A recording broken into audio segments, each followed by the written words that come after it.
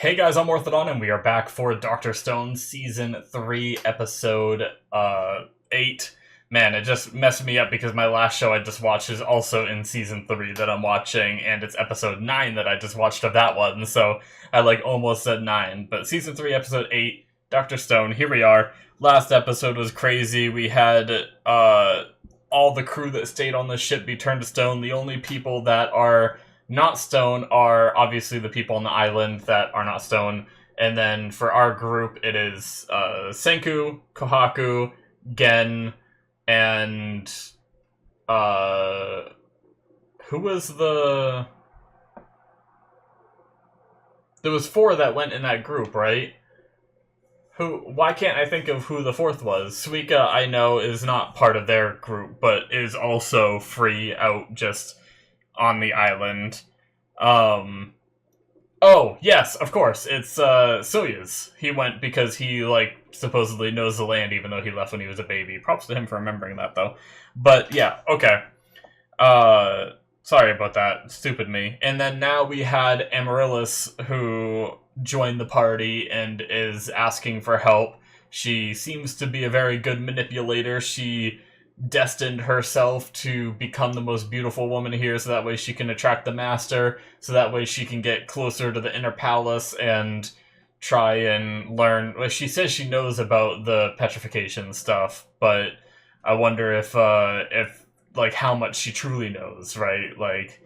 But I guess we'll find out as we get to talk to her more. So it seems like there's several factions here. It seems like there's several camps, because it says her little village is the one that is gonna be saved if she gets picked or something like that. So that I can't remember the exact wording, but it implied to me that there's multiple villages, right?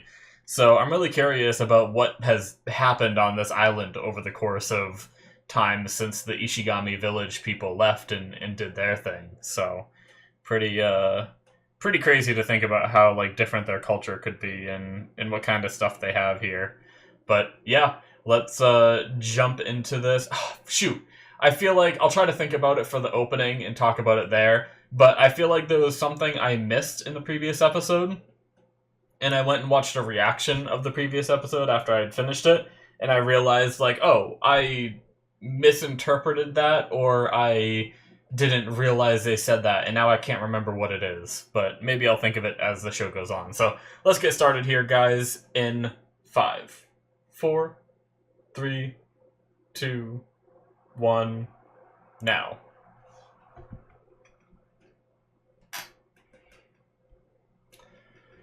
Yep. Okay, a little bit of recap. We got the gas coming out. Tear gas.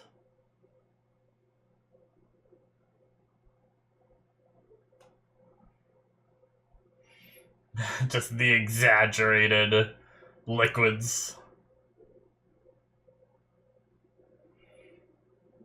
They're still calling it sorcery, so they don't have too high of... Oh!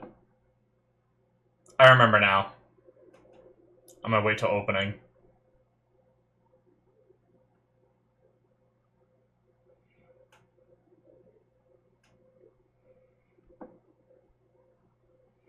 Amaryllis joins the party. Here we go. Alright, so I don't remember if I talked about it. I know I talked about a lot of different theories in the last episode, but one of them I mentioned the time skip being a year, and that the person with the petrification beam could have come within that time. I think the show pretty much told me that that was wrong, and I should have realized it, and I can't remember if I talked about this or not, but Soyuz said that he remembered running from something when he was a baby, and then it showed a vision of the global petrification. So unless Soyuz is wrong, there's a good chance that the show's telling me, hey, no, it didn't just happen, this didn't start happening because they made contact with Y-Man. It has been happening since Soyuz was a baby. So, but, yeah, okay. I just wanted to let you guys know that, because I can't remember exactly what I rambled about in the last one, so I have no idea if I mentioned that. I'm also a little bit I might be coming down with something. I'm trying to stay mentally positive that I'm not, but I have a little bit of a sore throat today, which is how it started for a few family members I saw recently that were also sick, that I had to help them through their sickness, so I'm hoping I didn't actually catch it. Like I said, I'm trying to stay positive, but if you guys hear me clear my throat more or drinking more water, that's why. The trump card aboard the science vessel. Oh, so are they gonna have to go back? Oh, 5 years ago. What?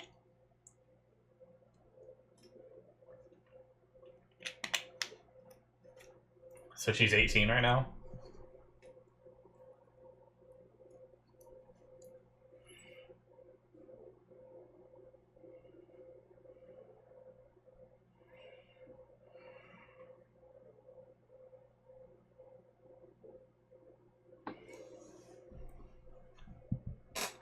Inherited. Inherited. Does that mean that the master isn't the first one to have it? Has someone had the ability for a while and it's passed down?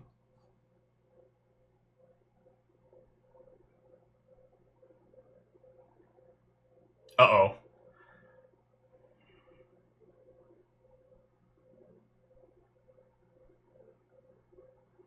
Oh.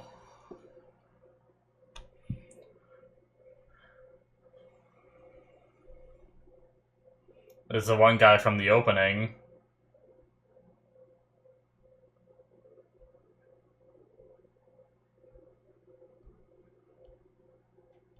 Did they just say lol?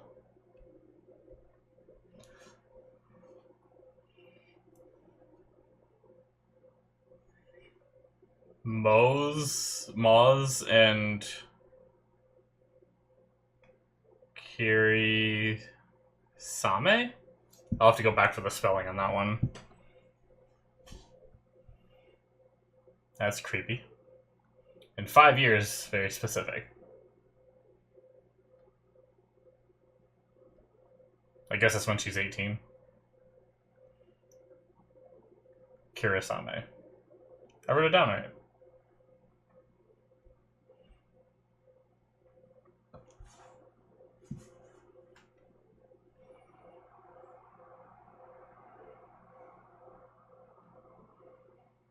Damn, pretty skilled.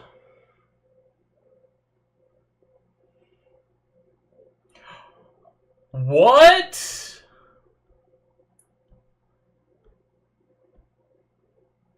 It's far enough that they're not gonna get hit? Oh, can the water save you? Or did they actually block it? Interesting.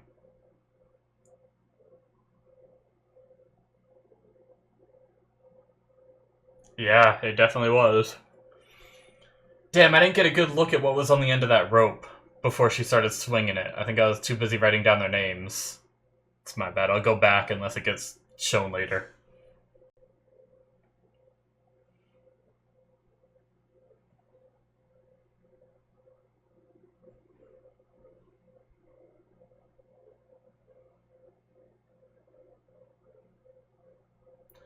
This one's a different, like, hue of green.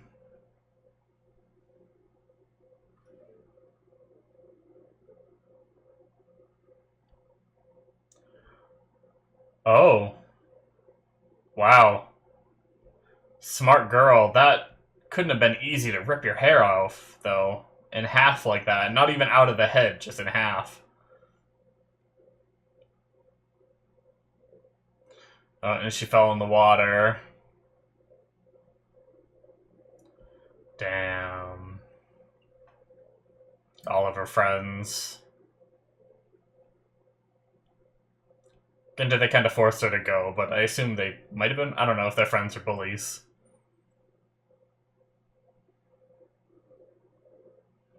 So I'm assuming. So wait, is this not the girl in the opening?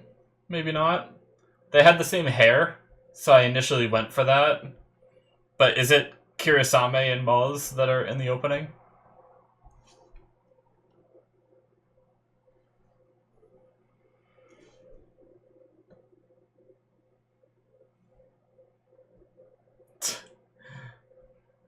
Still trying to play. So he is.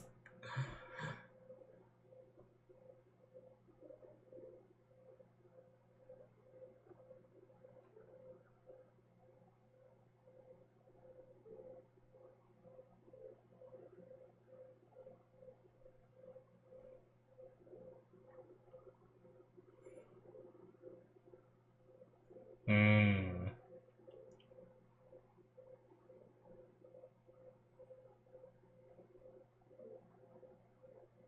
Yep.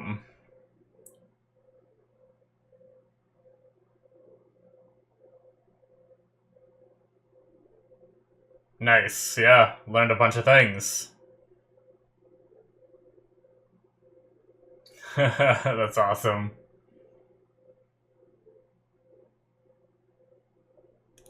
Hell yeah.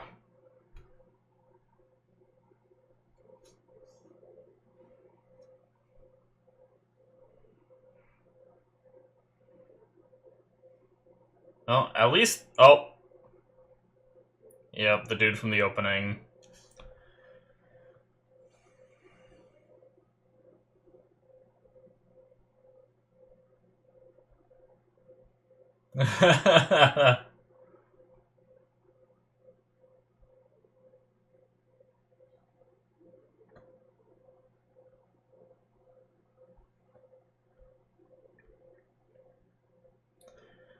At least he's taking women that are 18. Be a lot creepier if it wasn't.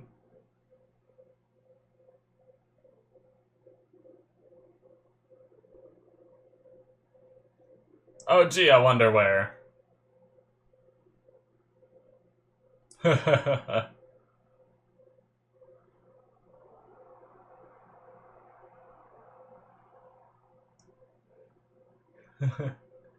Well, I think Kohaku is very cute. It's such a mean reaction.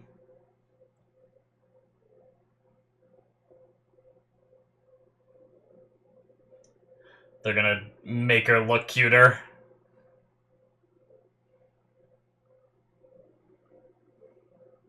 His ear. Spoof tester.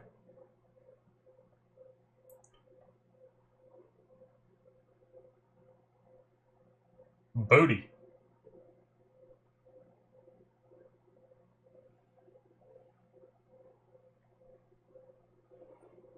Mm-hmm. Oh my god, she just yanks it off. I'm sure they don't mind.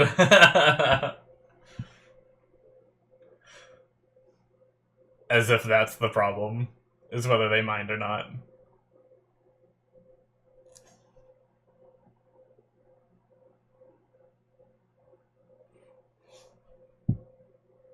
Jeez. Oh, excuse me, sorry.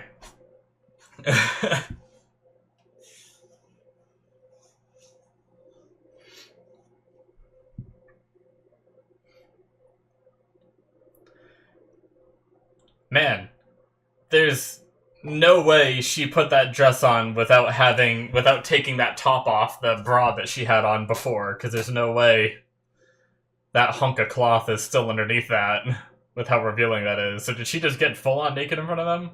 At least the top?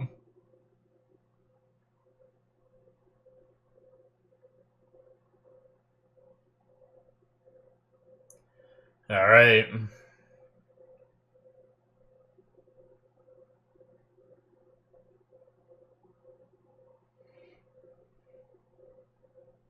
Oh, there's little boats around it. Yeah, damn.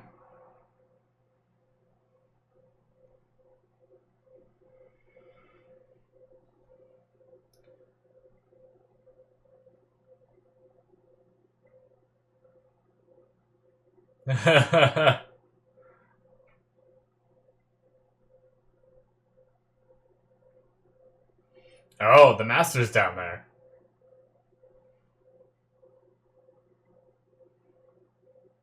Oh.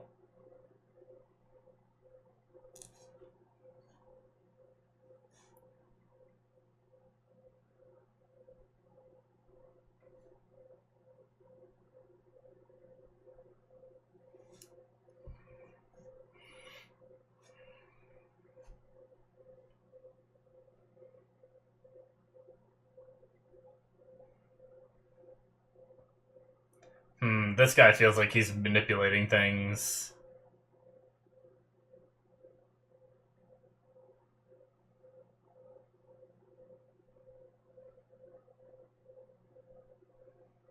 Do not destroy this boat, you fools.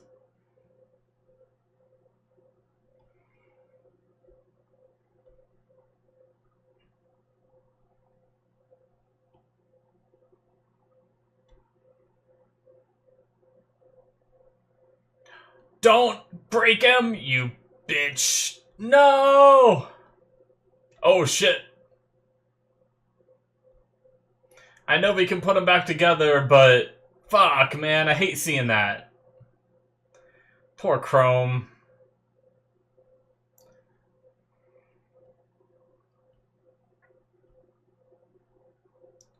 Oh, shit. Seems she's skilled.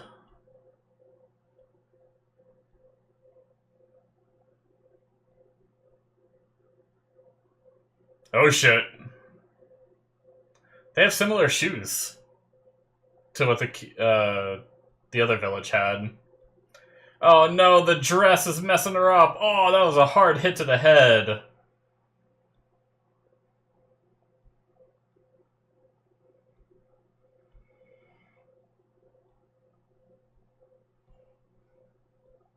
Gee, she's just spinning to win.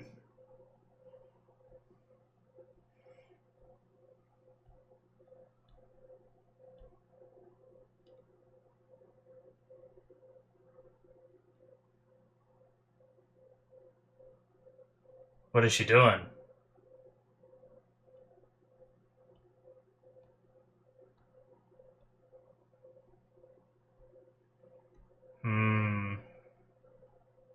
Yeah.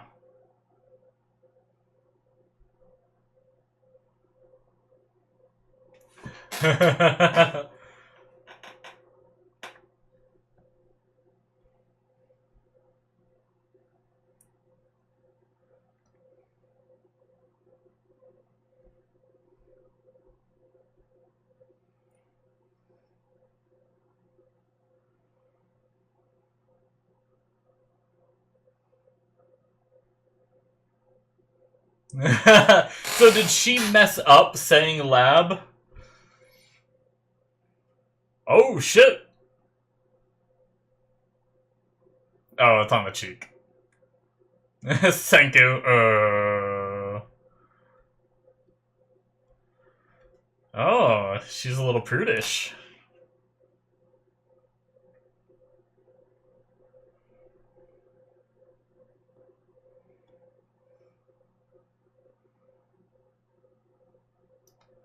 Suika, did she sneak on board? Oh, a few hours ago.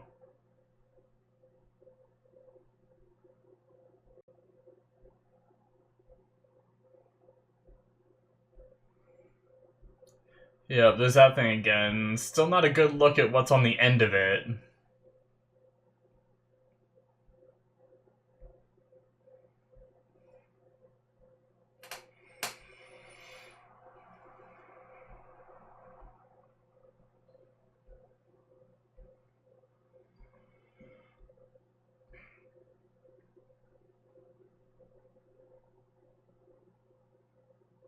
Yeah. Oh, he shot it higher up. Nice. Well done, Ukio.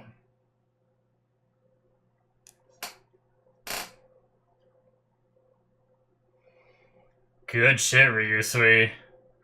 Okay, so this is when he saved... Oh my god, just kicked her! Poor Suika. Just got kicked. I mean, she... Oh, he's still in the water, that's right. Did it... So it might not have hit him? Wow, that seems a lot bigger than it was the other time. Oh.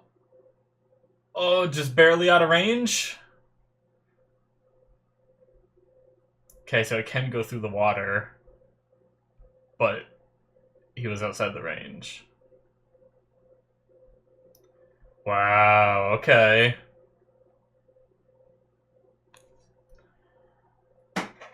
Did she yell lab to try to send a message to Ginro?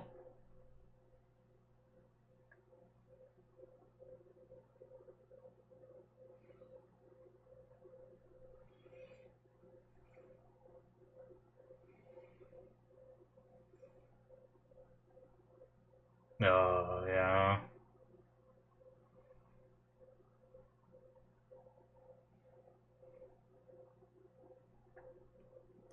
It's all up to you, Ginro.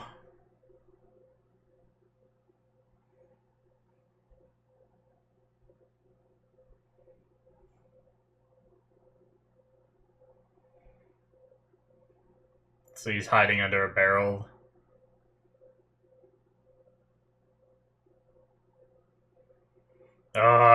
Everything's up to Ginro, really? I believe in him, though.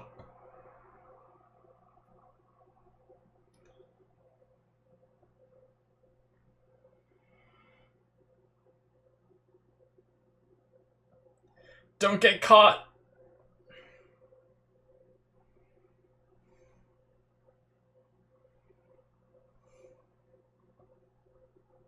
The face.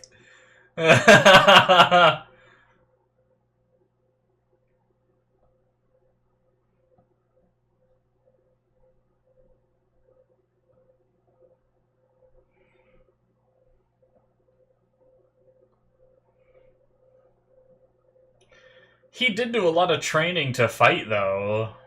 I love how we're... Oh my god, Ginro's card. That was amazing. I love the gacha reference.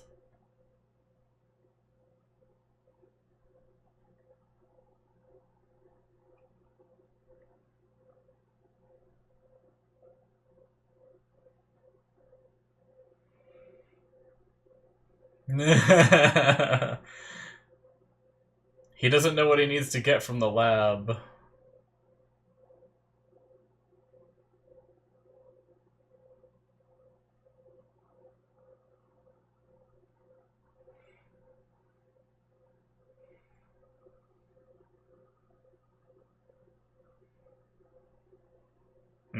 Can he tell they're moved? His markings on the back of his neck are kind of like Ryusui's, so was he someone that broke out of the petrification?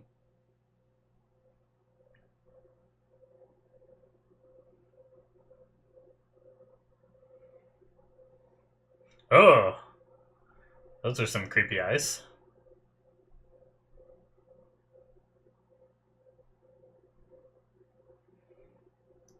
Oh, did Suika do it, or did someone else? Transparent ice-like room. Is that the lab? Oh, that's the greenhouse, right? Did they throw a rock through it to distract him or something? Oh. The goats. Oh, they don't have goats any here. They still have the 100 tails!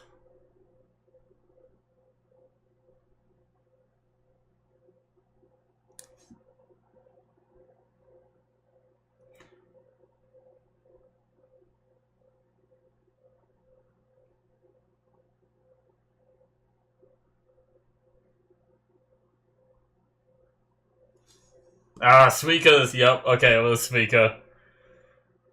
Damn, alright. We got some players in the game, man.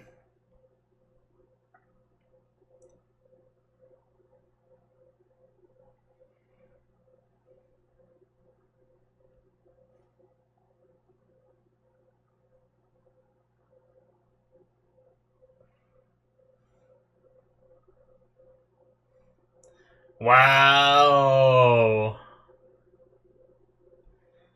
Good shit, Suika. So smart, even though she's so young.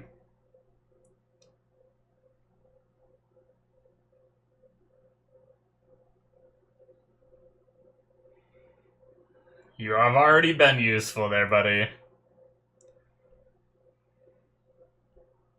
Oh, SSR. Nice. Oh. I love it. I Because of how fast everything has been going, I thought we were going to have a little bit more progression than what we got, but we still got a lot of information, and we did have a lot of moving parts going on and getting set up for what's next to come. So, yeah, I'm pretty sure I was wrong. Kirisame is the one from the opening. Last episode, I said it was Amaryllis, just because they have a similar hairstyle. That was my bad. Um, Obviously, I know that Amaryllis didn't have like the swirly eye makeup, but I figured if that's just makeup, it's just something she could have done later. It's just she doesn't have it right now. But nope. And then we saw Minister Ibara, who is, I don't know. He has that mark on the back of his neck, which makes me feel like it doesn't look like the ones that everyone else has, but it looks like the one that Risui has. I, at first, wasn't sure if the one on Risui's hands was from breaking out, or if that was just something he had beforehand, but we found out that it was from breaking out of the stone, which means that similar thing, I would assume, means that Ibera has been broken out of stone, too. That is it, guys, for episode 8. So I wonder what that means. If Ibera has been broken out of stone, does that mean he is someone from the world 3,700 years ago? Or does that mean but he didn't react when they said lab. Or he reacted, but he didn't act like he knew what that was, I feel like. So either he's still trying to play dumb in front of his men so they don't know that he knows, or maybe they have a way to unpetrify people. If they have a way to petrify people, they might know how to remove it, too. And maybe at one point in his life, he was petrified as a punishment, but then, served the term or whatever, and then was unpetrified? I don't know. But, yeah, we did get a whole lot of information, though. They said the Master inherited the petrification, so to me, that means that it has existed prior to this Master's lifetime. So I wonder how long it's been here for. It's been here at least 5 years ago, at the very least, if not all the way back to Soya's being a baby, of course, from that dialogue in the last episode. But we know for sure it's been here from at least 5 years ago when Amaryllis experienced it. We have a few rules for it where the way that they use it has a range that you can get out of it. If it starts petrifying you, you can cut off the part that starts and it won't continue on you, which obviously if that's not something like hair or clothes or something, you're gonna have to start chopping off limbs, or I don't know if it'll ever come to that. It almost might be better to let yourself be petrified and let other people try to, I guess if you're a very important person that is key to solving this mystery and everything, then we couldn't lose Senku, so he may have to cut, in order to save everybody, he may have to cut off a limb if it starts, going up his hand or something, but I don't know if it'll come to something like that. But yeah, oh man, okay. And then there was a third rule, right?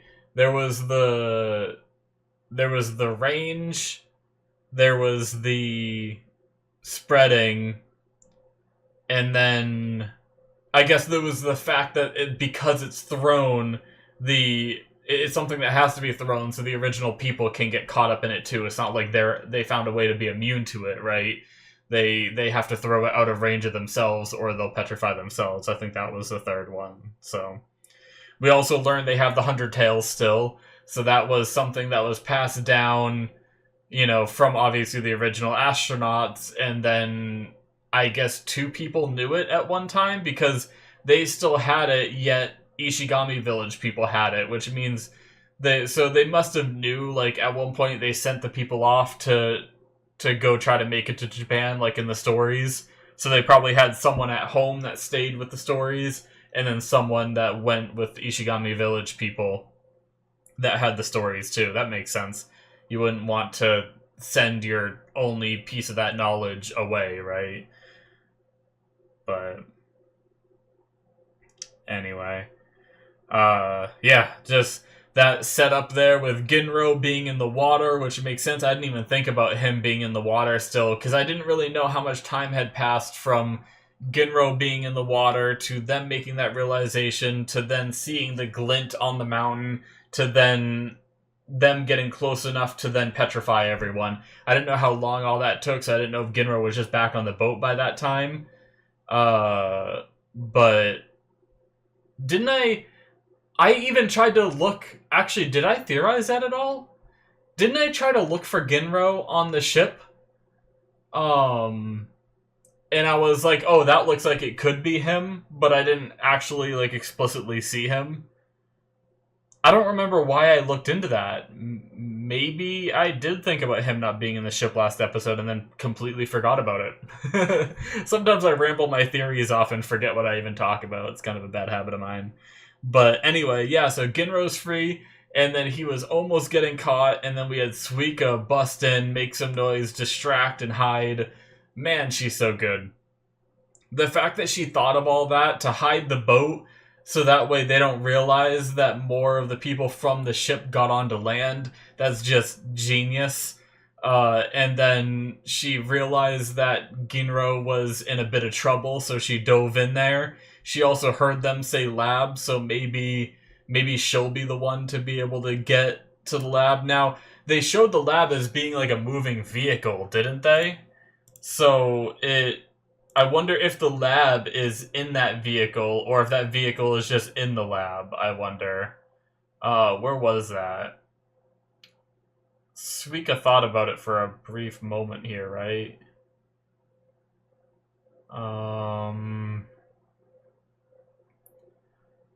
Yeah, Ginner and I are gonna get the science lab together, and it shows that, so yeah, I wonder how they're gonna get that, if that is like a vehicle, how are they gonna get it to land?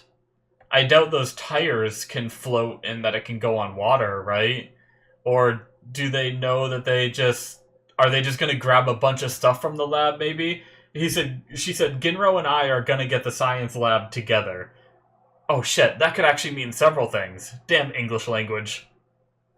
That could mean Ginro and I are gonna work together. That could be what the together means, to get the lab.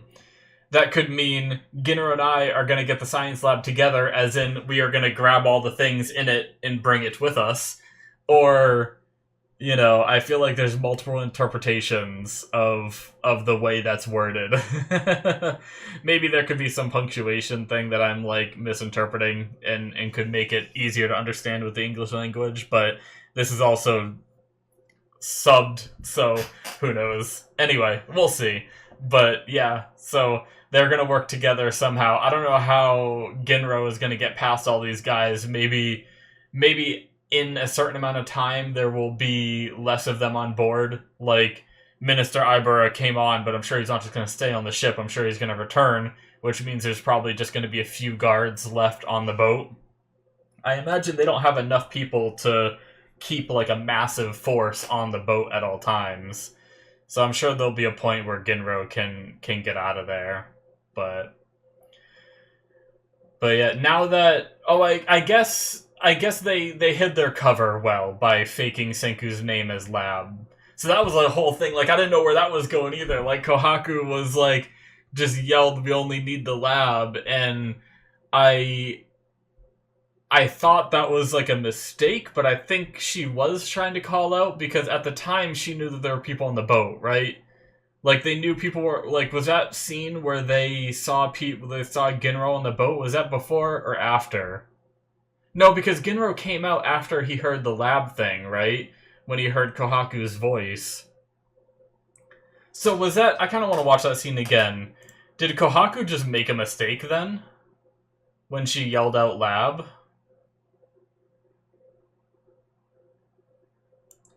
There's no way I can stop her without weapons.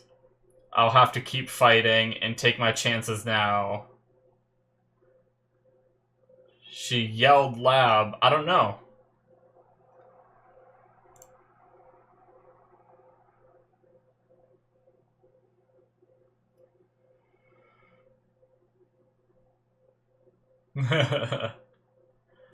Yeah, I don't know. I don't know what Kohaku was trying to achieve there by yelling out, "I want the lab." Maybe was she trying to negotiate? Like, "I want the lab. That's all we need." Like, was she trying to do a thing of like, "Hey, we just want the lab. We don't want to hurt anybody. So let us check out the lab, and then we'll leave you alone," or something. I don't know. I don't know why she would think that would work when they have like a way to just petrify you.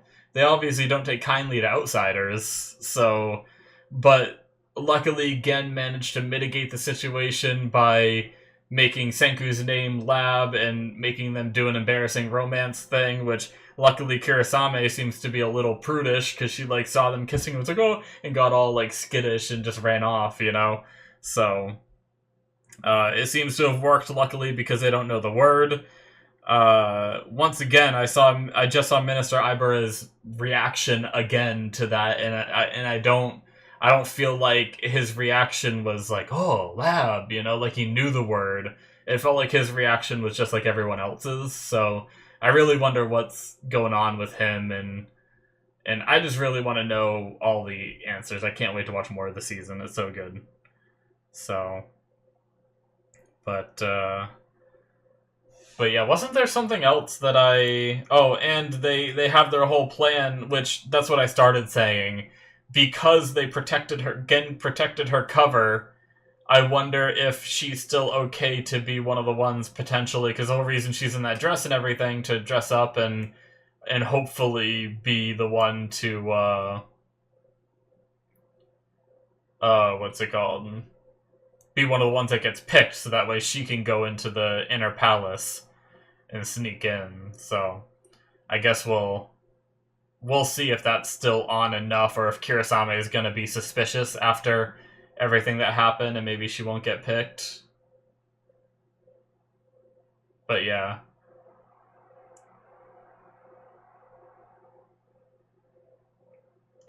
Man, it's very fortunate that if that is the lab that's in that vehicle, and if they do find a way to get that vehicle from the boat to the land, that's gonna be like, yeah, it looks more like a house on wheels, and I don't see anything else in the room in an earlier shot, so I think that vehicle is it. But yeah, how do they get it out? There's no way that's like waterproof, I feel like. The only thing I can think of is if those tires, they look very like billowy and everything, maybe they're enough to float, and they're able to move that thing to land without getting it like submerged and ruining everything that's inside. So we'll see. But yeah, that was a really good episode. It was so good. I like how they just like started to glamour up Kohaku. I feel bad for Kohaku. I mean, I don't think she really cares because she's not the type of person to care whether she's pretty or not, you know, but I think she's a very attractive woman, you know? Like I don't see why the insane reaction of them be like, "Oh, like I know they know her and I know her personality isn't very cutesy, so maybe that's why they were having that reaction." But if they're faking it till they make it, you know, Kohaku's not a bad base to, you know, pretty her up a bit. Throw some of, like, the makeup on the way the Islanders do it, and, you know, like they said, change up her outfit, and I think she's a very beautiful woman. So, I don't know. I don't know what they were looking at, but maybe it's just, I mean, it's just part of the joke of calling her a gorilla and everything. I know that, so, but anyway. But yeah, the master comes and... Did they say how often the master comes? I was literally just at it. You said the master would be coming tomorrow, did you not? Let's see her explanation again. Every year. Wow, so every year he comes and picks beautiful women? Now, she also said the master is younger than Ibara, so he's not like an old perv at the very least, but... Every year he comes to the village to choose beautiful girls over 18 to wed. It almost feels like... I don't know. Maybe it's just how their culture has developed, right? But it almost does feel like there's some sort of, like... Like, this island feels like a isekai character's dream, right? Like, you're the master of it, you have this weapon everyone's scared of, and you're just manipulating the people to get like girls, like a bunch of girls that you can marry, and you have it so that way you can have like a bunch of wives and everything, so you can have all the women you want and everything. It feels something like that. So I wonder if maybe this tradition was started by someone that was unpetrified and took control of everything, or I don't know. I'm really curious as to what the hell happened. Also, I don't know that we've seen a single blonde yet. They all have either black hair or brown hair, as far as I've seen, which makes me wonder if Kohaku will get picked just because she's different, or will it be the opposite? Will she not get picked? Will the master's sense of beauty be like, because some people are like, oh, look at this like exotic beauty, but then other people will be like, oh, she's different, like I know in like Bleach the characters got made fun of for having orange hair rather than standing out and being like considered more attractive because their hair is different. So like I guess it just depends on the way the master thinks, but I'm curious on whether Kohaku will be more of an interest because she's blonde. And so far, I mean, in this flashback, we're seeing all of them have black or brown hair. Pretty much every person we've seen so far in this island, I think. So, granted, Amaryllis didn't make a big deal about her hair color, so maybe not. What about the kids? What about the kids on the boat? I think they all had darker hair color too, right? Yeah. I don't know. Maybe it's like the writers just might not even have thought of it too, of like to make a comment about like, oh, what's up with your hair? Senku has insane hair too, and no one talks about it either. I don't know why I'm making a big deal about the hair color, but I was just trying to think of like what could skew in if the show is trying to tell us that Kohaku isn't attractive enough to pull this off, like what could skew it in her favor. Maybe her hair color being different and the master wanting something unique. Like I already have 50 wives, that are beautiful with their brown and black hair. I want something different.